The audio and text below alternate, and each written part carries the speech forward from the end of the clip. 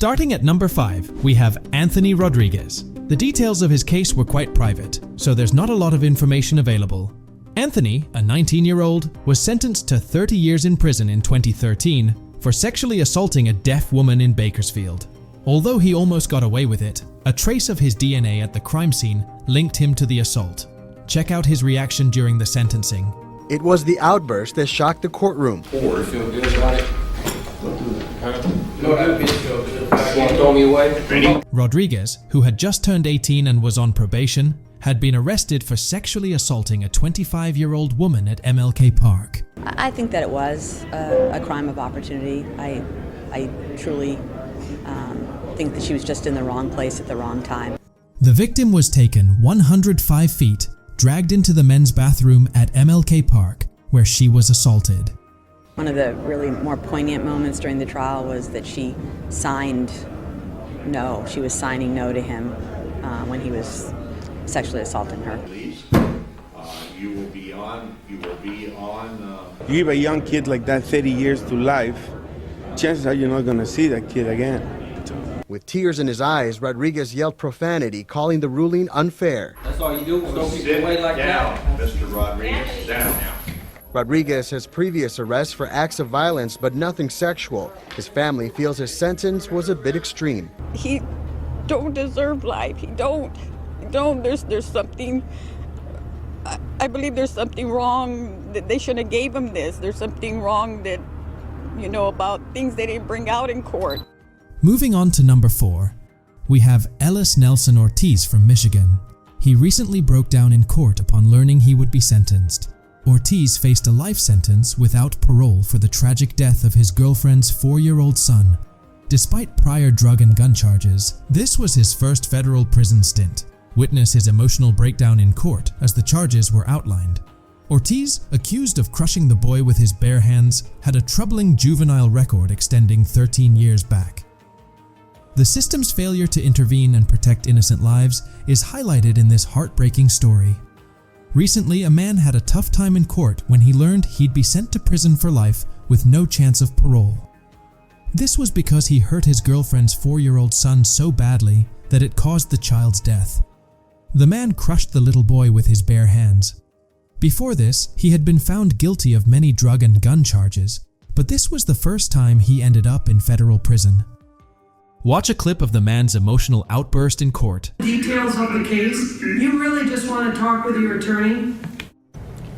As he faced charges for abusing a 4-year-old boy named Giovanni Miatas. Ellis Nelson Ortiz Nieves, the 25-year-old suspect, is currently in the Kent County Jail without bond. So the first count is called felony murder, life without parole. The primary charge against him is felony murder, which means life in prison without parole. They're alleging you murdered one Giovanni Miajas. It is called felony murder. He broke down when the judge outlined the charges, accusing him of murdering Giovanni Miatas. His history includes both adult and juvenile records, going back 13 years to when he was still a teenager.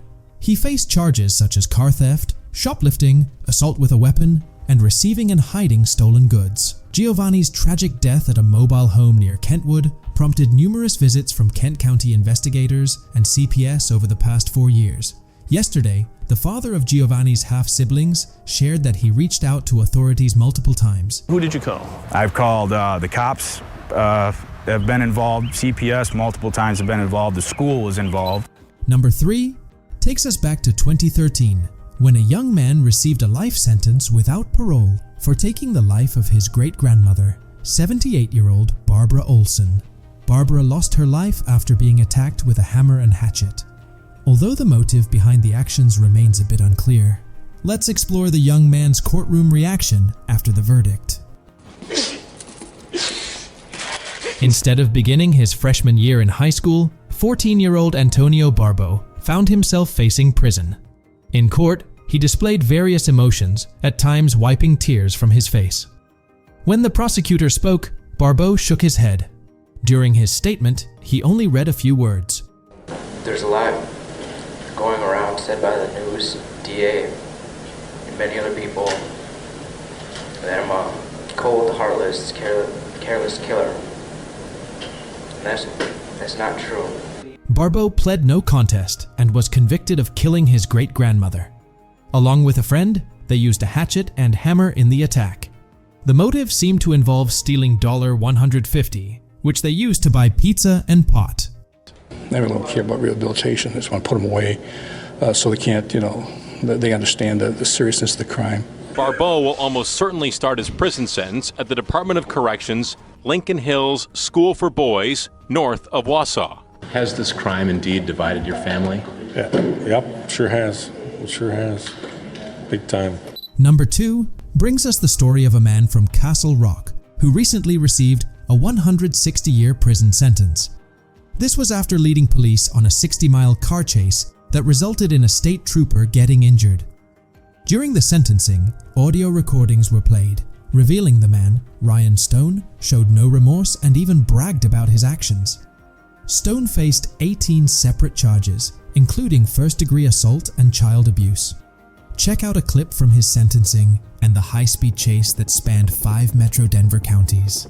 At times, cars were ditched, drivers thrown out, and even a 4-month-old boy was strapped in the back seat. Stone, hoping to profit from his internet fame, Yeah, my lawyer told me I made the news in the UK and Australia. You get paid by YouTube.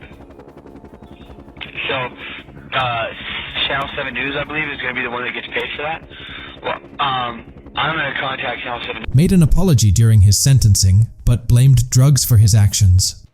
Despite his request for leniency, he was sentenced to 160 years in prison. I pray you leave me time to start a family of my own with my beautiful wife. This brought an end to a crime spree that risked lives and left a state trooper severely injured. Angels up there actually pulled me out of the way. Trooper Bellum and he almost died. Stone struck him while he was trying to throw out stop sticks. I proudly wear this badge, and I want to continue to be able to do so, to be able to return to full active duty in the next couple of months.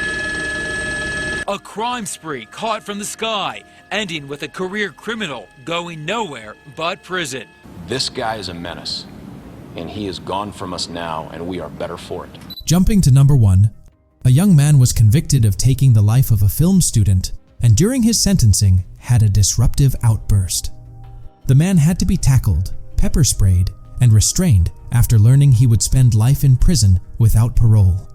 In his emotional outburst, he screamed, "I hate you too," displaying a complete lack of impulse control, according to the judge. Watch the intense footage from the courtroom.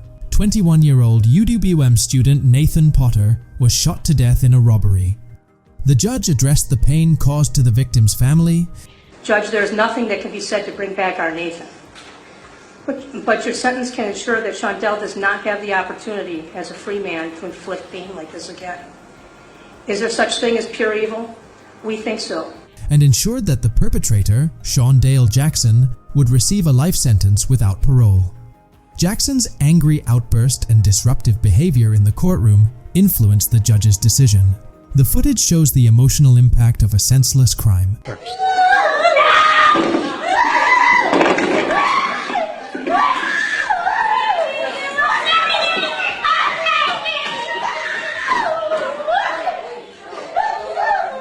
It all started when Jackson turned towards the Potter family, something deputies were watching for. At the sentencing today, prosecutors played this 12 News video of Jackson's February conviction, when Jackson gestured to the Potter family several times, cursed at them, and as he was let out of court, our camera caught him smiling at the victim's family. We see how evil Shondell is in court, looking at us, swearing at us, and smiling. The judge said Jackson's past behavior in court influenced his getting the maximum sentence. Jackson's angry family members today shouted support to him as he was led away, and one screamed at Potter's family as she left the courtroom. Our little girl was afraid. She was afraid that he was going to try and kill one of us. She was afraid. You know, I hope that as he spends the rest of his life in jail, that he comes to terms with it and does value human life, and that there is some redemption for him at some point. But that's totally up to him. And for his family to say to us, "We hate you," what's that all about? Thank you for watching. If you enjoyed this video, remember to click the like button and subscribe for more content.